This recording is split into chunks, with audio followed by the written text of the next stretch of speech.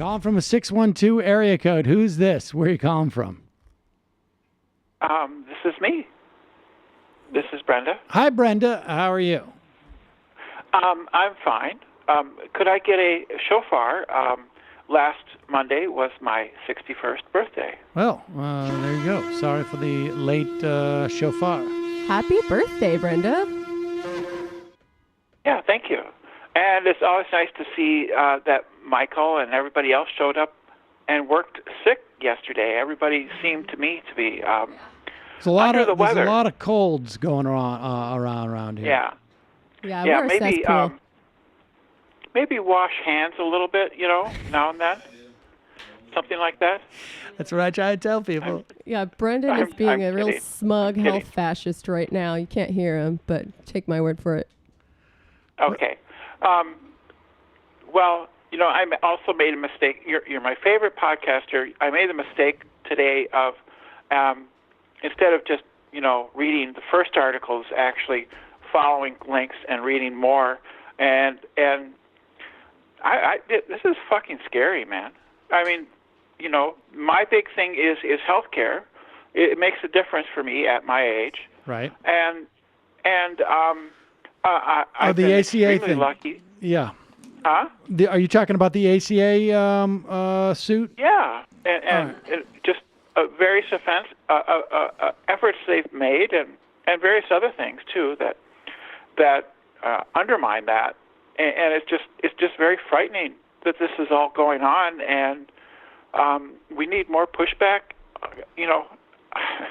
I sure hope that we have a good turnout in the fall, but you never know. Right. Oh, one other thing.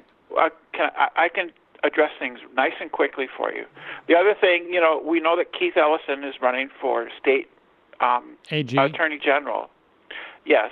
And the other thing, though, however, and you might like this, Sam, is that Rebecca Otto, I believe, is running for governor of Minnesota, and she would like, at least, again, I believe, she would like a state bank. Great. For Minnesota. And I think that would be that seems to me, I think, a pretty good idea on her part.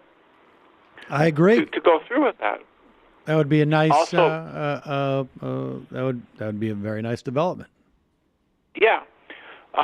Locally, giving you an idea of the kind of diversity we have around here, at least in the metropolitan area,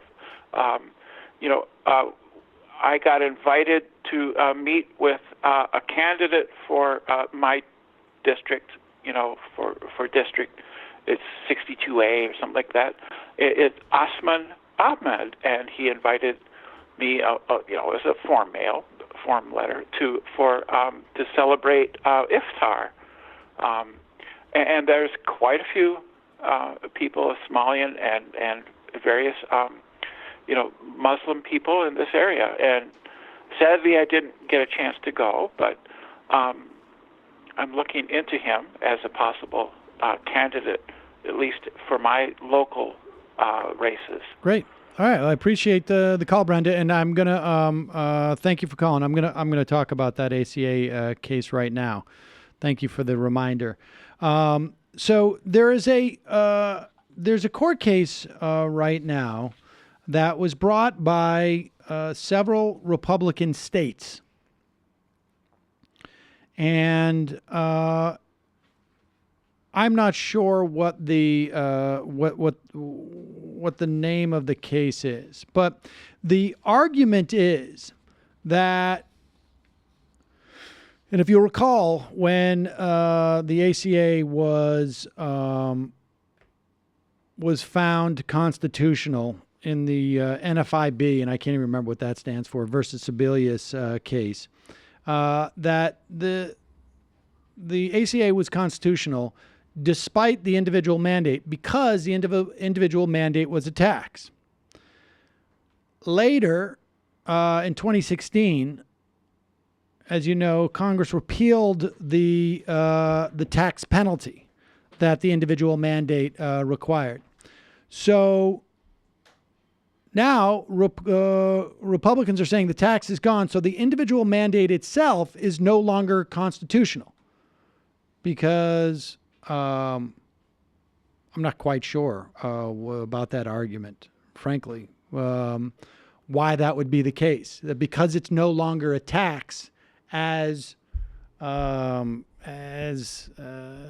denoted by the fact that there's a tax penalty that you would pay if you don't sign up, that it's no longer mandate. Now, of course, a toothless mandate is really not a mandate, is it? And so it's hard to know why that's unconstitutional. But the big part is that they say it is not severable from the Affordable Care Act in and of itself. So things like guaranteed issue, no rescission, community rating, all of the patient protections about your insurance, no preconditions, et cetera, should be thrown out.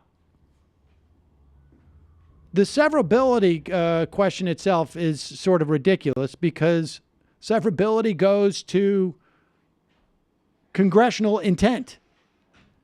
Can you have this part of the bill, but not that part of the bill? Would Congress allow that? Well, they clearly allowed it to be severable because they got rid of the mandate for all intents and purposes when they repealed it, and they didn't get rid of the rest of the Affordable Care Act. They may have wanted to, but they couldn't get the votes to do it. So as a body, their intent was to leave it in place.